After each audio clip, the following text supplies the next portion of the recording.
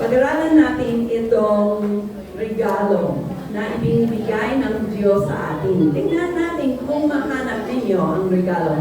Sino ang punta dito at kunin ng unang regalo? Si Ate Abby. Sige, ito yung ngayon. Kunin mo yung sa loob. Okay, ito ang unang regalo. Okay. Put that down there. Unang regalo. Oh, mga bata. Kilala mo ito? Oh, talaga. Sige. Ito ay nagpapakita na noon, unang panahon, ang Diyos ay nandoon. Siya ay walang simula, pero siya ang lumikha ng langit at lupa at lahat ng tao.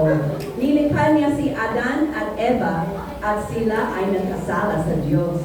Pero nagbibigay pa rin ng Diyos ng buhay sa bawat isa sa atin dahil mahal niya tayo.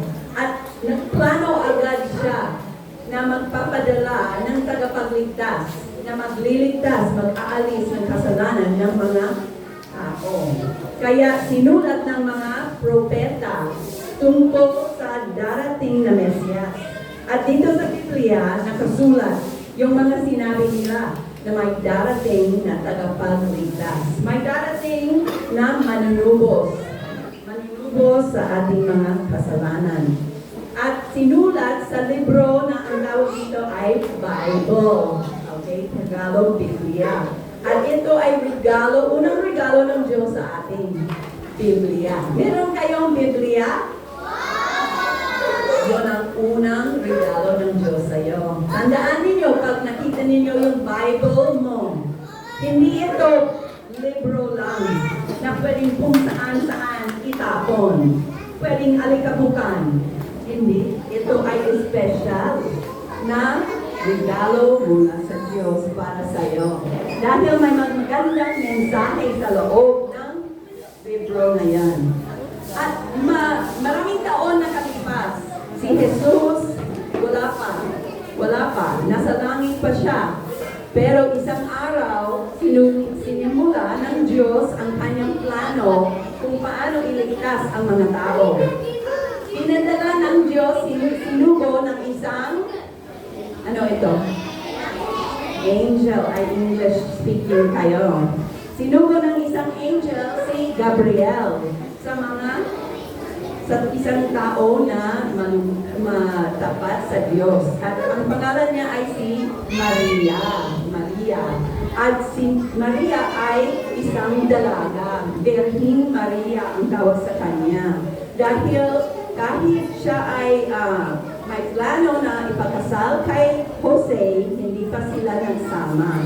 Pero sabi ng anghel kay Maria, nabababa ang Espiritu ng Diyos sa kanya at ipinaglingit siya sa pamamagitan ng banal na Espiritu at siya ay magkakaroon ng anak.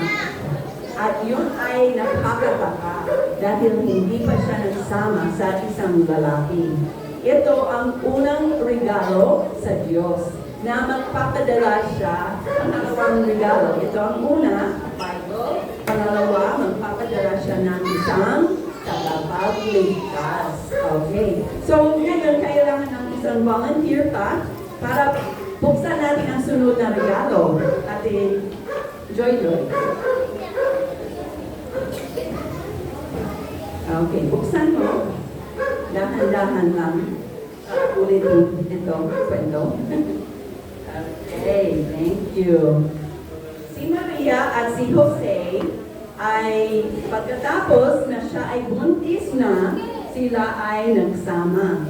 At isang araw, ang gobernador or yung president ng lugar nila, sabi niya, lahat kayo uuwi sa pinanggalingan nyo. Kung ano ang bayan, probinsya ninyo, doon kayo babalik. Kasi magpalista tayo. Kaya si Jose ay taga Bethlehem. Si Maria ay taga Nazareth. Sa Nazareth sila nakatira. Yung haba sa gitna ng dalawang bayan na yan ay 120 kilometro. gaano kalayo yon? Alam niyo? Baka hindi kayo nakapunta ng 120 kilometro mula dito. Malayo. Ibig sabihin, nakapunta ka sa Baguio o nakapunta ka sa Lawag. Malayong lugar. At sila walang sasakyan, walang bus, kahit tricycle wala. Sila ay baka meron asno na dumaan sila hindi sa expressway, hindi yan sa highway. Daan lang, maalikabok na daan, malubak na daan. At si Maria ay malapit na manganganak. Pero inutos ng kanilang pinuno at sila ay sumunod at pumunta sa Bethlehem. Nung sila ay dumating sa Bethlehem, alam ninyo na maraming tao umuwi sa Bethlehem. Tumayo kayong lahat. Magganito-ganito sa inyong paa. Parang kayo nagbiyahe patungo sa Bethlehem. Pagdating, sige, magtok-tok kayo sa isang bahay tuluyan. Tao po! Tao po! Okay. Lahat ng maraming tao ay naghahanap ng bahay tuluyan. Sige, umupo na. Umupo. Pagdating ni na Maria at ni Jose, may nakahanap ng bahay tuluyan? Wala na. Wala na. Manganganak na siya. Siguro si Jose ay umiyak sa isang innkeeper. Sabi niya, please, sir, please, manganganak ang asawa ko. Kaya nahanap nila ng isang lugar sa likod kung saan ang mga hayop ay nakatira. At doon si Jesus ay pinanganak. At siya ay pinanganak at binalot nila ng mahabang tela at inilagay sa isang saksakan kung saan ang mga hayop ay kumakain. Naisip ninyo yung plato ng aso na doon inilagay ng baby? Di ba? Pag inisip natin, siguro nilinis ni Jose, pero doon inilagay ang baby. Kasi walang hospital. Wala rin midwife. Sa kanila, si Jose siguro lang ang nakasama ni Maria. At mga bata, meron na tayong isa pang regalo. Sino ang volunteer magbukas? Si John.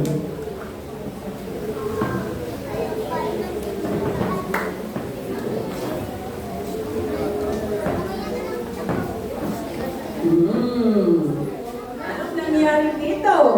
Sa isang maliit na burol sa tabi ng Bethlehem, merong mga pasto na nag-aalaga ng kanilang mga lupa. At bigla, isang ng anghel ang lumitaw. At naging maliwanag ang gabi. Nabiglaan sila at natakot. At sabi ng anghel na sa gabi na yon, may pinanganak na tagapagligtas na mag-aalis ng kasalanan. Yung talagang kailangan ng tao. Hindi kailangan ng damit. Hindi kailangan ng laruan. Hindi kailangan ng sasakyan. Kailangan ng alisin ang kasalanan para tayo ay makasama sa Diyos. Kaya ang mga anghel sumama sa isa at marami, libong-libong anghel na sa langit, mas malakas kaysa sa fireworks, mas malakas kaysa sa mga ilaw doon sa Kalamba na yung palabas doon, anong plaza. Mas maliwanag ito, mga anghel puno ng langit sa gabi. Siguro nasilaw ang mga pastol. Ang good news nila ay pinanganak sa Bethlehem ang isang tagapagligtas. Yun ang regalo. Magandang regalo na tuwa ang mga pastol at sila ay tumakbo. At nung nakita nila sa sabsaban nandoon, katulad sa sinabi ng mga anghel, ang baby, sanggol, nasa sabsaban, nakabalot ng tela, at sinamba nila si baby Jesus. Hindi nila sinamba si Maria, si Jose. Sinamba nila ang Panginoong Jesucristo. ang pangatlong regalo ngayon na sinasabi natin. Ang Biblia, ang tagapagligtas na pangako, at ngayon si Baby Jesus. Pangatlong regalo na nakikita natin. Pinanganak siya para alisin ang ating mga kasalanan. Lahat tayo ay nagkakasala. Wala tayong magagawa. Kasala araw-araw, kasalanan. Okay, kailangan ng isa pang regalo. Sino pa? Si Kuya. Ikaw.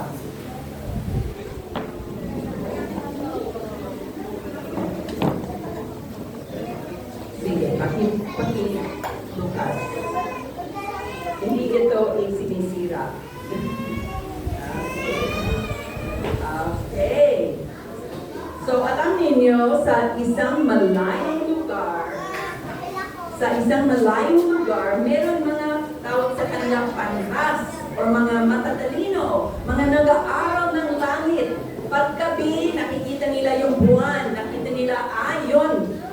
Ganito yung formation ng mga bituin.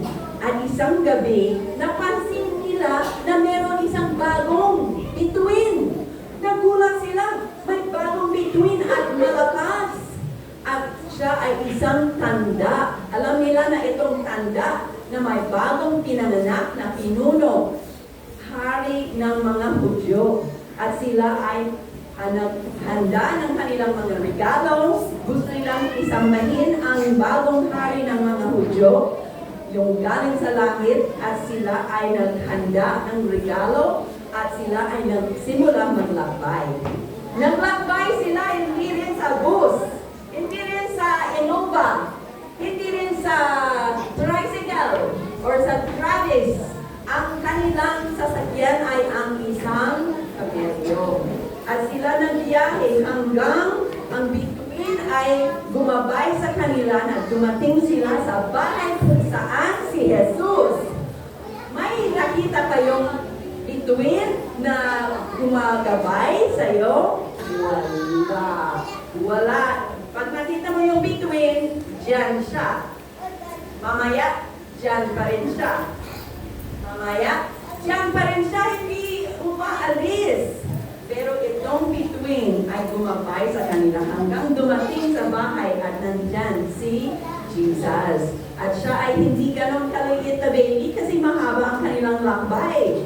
At siya ay bata na. At binigyan nila siya ng kanilang mga dalang regalo. Ginto, kamanyang, at mira. Hindi yon ang regalo dito. Ginto, sayang. Kamangyan, yung mga insenso na ginagamit sa templo. Pero yun ang kanilang mahal na regalo na ibigay kay Jesus. Parang meron pang isang regalo dito sa ating present. Okay, kung naka-open na kayo, sige ka. Sapa. Hila mo lang.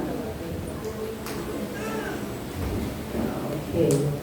Ito ay isang malungkot na bahagi ng ating kwento.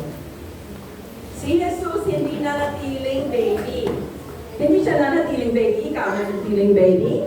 Hindi. Si Jesus hindi rin nanatiling baby. Siya ay lumaki, lumago, at pag siya ay nagsimula ng kanyang ministeryo, nagpa-preach siya sa mga tao, na nagalit ang mga Hudyo sa kanya. Nagalit ang mga pinuno ng relihiyon at pinuli nila siya at pinato sa krus. Dito, nakabayubay siya para sa kasalanan natin. Wala siyang kasalanan. Wala siyang ginawa na mali. Hinuli lang nila siya sa inggit nila at pinatay nila siya. Pero siya nagbigay ng kanyang buhay. Makapangyarihan si Jesus. Nung naglalakad siya sa mundo, nagpagaling siya ng mga may sakit. Ang mga hindi kaya maglakad, nasira yung paa, pinagaling. Meron mga ilang mga patay na pinuhay niya. Kaya niya lahat. Walang imposible sa kanya. Nagulat itong bata. Hindi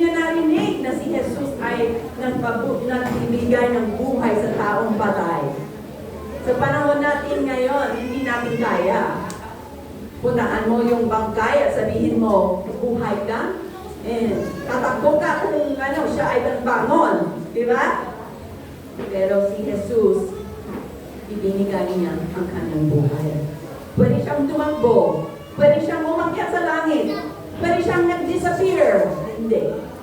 Hindi niya ginawa. Dahil ito ang plano ng Diyos para alisin ang kasalanan ng mundo. Ito ang plano ng Diyos na ang kanyang anak ay mamamatay. Bayaran ang kasalanan mo. Kasalanan ko. Kasalanan mo. Kasalanan ng bawat isa. Siya nagbayad dito sa ating mga kasalanan. Pero hindi rin siya nanatiling patay. Sa ikatlong araw, siya ay nabuhay muli. Siya ay nabuhay muli. Hindi rin kaya ng tao. Kaya niya dahil siya ay Diyos. At siya ay bumalik sa langit at doon siya naghahanda ng dakong kalalagyan para sa bawat isa na sumasampalataya sa Kanya. Ngayon, ang tanong ko ngayon, ang regalo na gusto niyang ibigay sa inyo ngayon ay regalo na walang hanggang buhay. Regalo ng kaligtasan. Handa ba kayo na tumanggap ng regalo na ibinibigay ng Diyos sa iyo? Inaabot sa iyo? Ang mahalagang regalo, mas mahalaga kaysa lahat niyan. Kung lahat yan ay nasunog, pero ikaw may buhay na walang hanggan, walang problema. Dahil mahalaga na tayo ay sumampalataya kay Kristo Jesus. Siya ay Diyos, nagkatawang tao, siya ay lumaki at namatay, nabuhay muli para iligtas ka. Para ikaw ay bibigyan ng buhay na walang hanggan. Yun ang pinakamagandang regalo. At tandaan natin, ito ang hindi ngayon araw, pero ngayon ang panahon na sineselebrate natin, ito ang araw na pinanganak si Jesus. Bakit nag-expect tayo ng regalo? Tapos wala tayong ibibigay sa Kanya. At siya pa magbibigay sa atin. Maganda ba yung birthday? Na pag ikaw may birthday, pag pumunta ang mga tao, sabi niya happy birthday, then ikaw magbigay sa kanila ng regalo. Mahirap yun. Pero si Jesus ang gumawa ng ganon. Ikaw, walang birthday ngayon. Si Jesus may birthday, siya nag-aabot ng regalo sa'yo. Tanggapin mo ang regalo na inaabot niya sa'yo. Buhay na walang hanggan.